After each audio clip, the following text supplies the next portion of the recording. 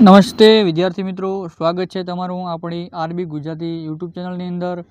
ધોરણ 8 વિજ્ઞાનનો આજે આપણે દહન અને જ્યોતનું સ્વાધ્યાય સોલ્યુશન આ વિડીયોની અંદર મેળવીશું। પ્રથમ આવે છો ચેનલમાં તો સબસ્ક્રાઈબ કરી લેજો, કારણ કે ધોરણ 3 થી ધોરણ 12ના સ્વાધ્યાય સોલ્યુશનના વિડીયોઝ અહીં મૂકવામાં આવે છે। ચાલો આપણે પાઠ નંબર 4 દહન અને જ્યોતનું પુસ્તકની અંદર આપેલા સ્વાધ્યાયનું સોલ્યુશન આ પ્રમાણે છે। પહેલું છે કે જે શરતો હેઠળ દહન થઈ શકે છે તેની યાદી બનાવો। તો નીચેની શરતો હેઠળ પદાર્થનું દહન થઈ શકે છે। તો જવાબ છે 1. દહનશીલ પદાર્થની હાજરી હોવી જોઈએ। બીજું, પદાર્થ જ્વલન બિંદુ સુધી પહોંચવો જરૂરી છે। અને ત્રીજું, હવાની યોગ્ય પુરવઠો પૂરો પડવો જરૂરી છે, તો જ દહન થઈ શકે છે। ખાલી જગ્યા પૂરો। પ્રશ્ન નંબર 2 પહેલું છે તો લાકડું અને કોલસાની દહનની હવા પ્રદૂષિત થાય છે। તો જવાબ છે પ્રદૂષિત। બીજી ખાલી જગ્યામાં આવશે કેરોસીન। કેરોસીન એ ઘરમાં વપરાતું એક પ્રવાહી બળતણ છે। ત્રીજા સીની અંદર આવશે જ્વલન બિંદુ। તો બળતણ સળગે તે પહેલાં તેને તેના જ્વલન બિંદુ સુધી ગરમ કરવું અનિવાર્ય છે। ડીની અંદર આવશે પાણી। તેલથી લાગેલી આગને પાણી વડે નિયંત્રણ કરી શકાય નહીં। હવે મિત્રો પ્રશ્ન નંબર 3 વાહનોમાં સીએનજી વાપરવાથી કઈ રીતે પ્રદૂષણ ઘટાડો થયો છે તે સમજાવો। તો તેનો જવાબ છે સીએનજી વાહનો ઓછો કાર્બન મોનોક્સાઇડ વાયુ ઉત્પન્ન કરે છે। બીજું છે કે તે ઓછો કાર્બન ડાયોક્સાઇડ વાયુ ઉત્પન્ન કરે છે। ત્રીજું, એસિડ વર્ષા માટે જવાબદાર સલ્ફર ડાયોક્સાઇડ અને નાઇટ્રોજન ડાયોક્સાઇડ સીએનજી વાહનો ઓછા પ્રમાણમાં ઉત્પન્ન કરે છે। સીએનજીના દહન બાદ કોઈ અવશેષ રહેતો નથી, આમ સીએનજી વાપરવાથી પ્રદૂષણ ઘટાડો થાય છે। હવે મિત્રો એલપીજી અને લાકડાના આપણે તફાવત જોઈએ તો એલપીજીની અંદર પહેલું આવશે તે ધુમાડો ઉત્પન્ન કરતો નથી, તો લાકડું તે ધુમાડો ઉત્પન્ન કરે છે। એલપીજીની અંદર તે પ્રદૂષણ ફેલાવતું નથી, લાકડું પ્રદૂષણ ફેલાવે છે। એલપીજી તે વાયુ સ્વરૂપે વપરાશ છે, તે ઘન સ્વરૂપે વપરાય લાકડું।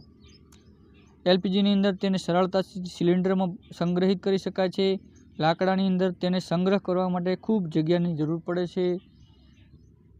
એલપીજીની અંદર આવશે તેનું કેલરી મૂલ્ય 55,000 કેજે પ્રતિ કિલો છે, તો લાકડાનું કેલરી મૂલ્ય 17,000 કેજે પ્રતિ કિલો છે।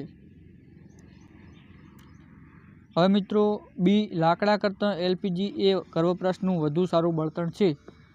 તેનો જવાબ છે એલપીજી એ ધુમાડો કે પ્રદૂષણ ફેલાવતું નથી, વળી એલપીજીનું કેલરી મૂલ્ય લાકડા કરતાં વધુ છે, માટે લાકડા કરતાં એલપીજી એ ઘર વપરાશનું વધુ સારું બળતણ છે।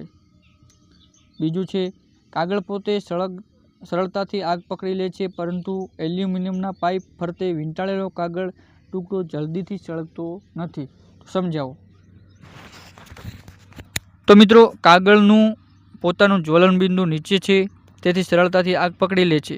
કાગળનો ટુકડો જ્યારે એલ્યુમિનિયમમાં પાઇપ પરથી વીંટાળેલો હોય ત્યારે એલ્યુમિનિયમની ગરમી શોષી લે છે, તેથી કાગળને જ્વલન બિંદુ પ્રાપ્ત કરતું નથી, માટે કાગળ જલ્દીથી સળગતો નથી। પ્રશ્ન નંબર 6 મીણબત્તીની જ્યોતની નામ નિર્દેશન વાળી આકૃતિ દોરો। તો અહીં આકૃતિ દોરેલ છે અને તેના નામ નિર્દેશન પણ કરેલ છે। સૌથી ઓછું ગરમ, મધ્યમ ગરમ, સૌથી વધુ ગરમ, સૌથી દહનવાળો વિસ્તાર ઉપરનો એટલે પૂરો, અને વચ્ચેનો ભાગ એટલે અપૂર્ણ દહનવાળો પીળો ભાગ, અને એનાથી નીચે ન દહન થયેલો એટલે કે કાળો ભાગ।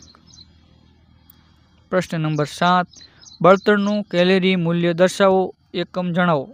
જવાબ છે કેલરી મૂલ્યનો જવાબ છે કિલો જૂલ અને કેજે પ્રતિ કિલોગ્રામ એટલે કે કિલો જૂલ।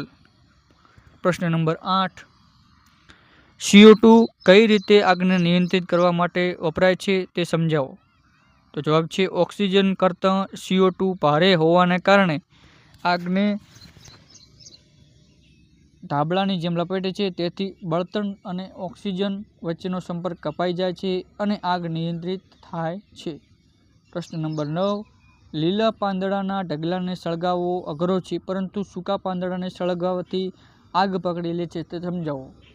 તો તેનો જવાબ છે લીલા પાંદડામાં થોડો ભાગ પાણીનો જમા હોય છે, જેથી તેનું જ્વલન બિંદુ ઊંચું હોય છે, માટે લીલા પાંદડા સરળતાથી આગ પકડતા નથી. જ્યારે સૂકા પાંદડા પાણીનો ભાગ હોતો નથી, તેથી સૂકા પાંદડા સરળતાથી આગ પકડી લે છે. પ્રશ્ન નંબર 10. સોની મીણબત્તીની જ્યોત કયા વિસ્તારનો સોનું અને ચાંદી પીંગળાવવા માટે ઉપયોગ કરે છે? શા માટે? તેનો જવાબ છે સોની મીણબત્તીનો જ્યોતનો સૌથી બહારનો ભાગ સોનું અને ચાંદી પીંગળાવવા માટે ઉપયોગ કરે છે, કારણ કે તે ભાગ સૌથી ગરમ ભાગ છે અને તે ભાગમાં વધારે તાપમાન મળી રહે છે. પ્રશ્ન નંબર 11. એક પ્રયોગમાં 4.5 કિલો બળતણનું સંપૂર્ણ દહન કરવામાં આવ્યું. તેમાંથી ઉત્પન્ન થતી ઉષ્મા 1,80,000 કિલો જૂલ નોંધાઈ. બળતણનું કેલરી મૂલ્ય શોધો. તો જવાબ છે બળતણનું વજન તો 4.5 કિલોગ્રામ, ઉત્પન્ન થતી ઉષ્મા 1,80,000 કિલો જૂલ. 1 કિલો બળતણની ઉત્પન્ન થતી ઉષ્મા બરાબર 1,80,000 કિલો જૂલ પ્રતિ 4.5 કિલો, તો બરાબર 40,000 કિલો જૂલ પ્રતિ કિલોગ્રામ. માટે બળતણનું કેલરી મૂલ્ય 40,000 કિલો જૂલ પ્રતિ કિલોગ્રામ. પ્રશ્ન નંબર 12. શું કાટ લાગવાથી ક્રિયાને દહન કહી શકાય? ચર્ચા કરો. ના, કાટ લાગવાથી ક્રિયાને દહન કહી શકાય નહીં, કારણ કે તેમાં ઉષ્મા અને પ્રકાશ ઉત્પન્ન થતો નથી, માટે લોખંડને દહનશીલ પદાર્થ કહી શકાય નહીં. પ્રશ્ન નંબર 13.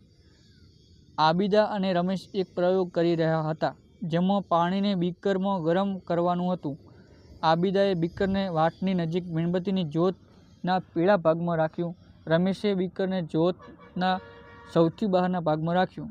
કોનું પાણી ઓછા સમયમાં ગરમ થઈ જશે? તેનો ઉત્તર છે રમેશ દ્વારા ગરમ કરેલું પાણી ઓછા સમયમાં ગરમ થઈ જશે, કારણ કે રમેશે બીકરને જ્યોતના સૌથી ગરમ ભાગમાં રાખ્યું હતું. તો વિદ્યાર્થી મિત્રો, મળીશું નવા વિડીયોની અંદર. ત્યાં સુધી જય હિન્દ, જય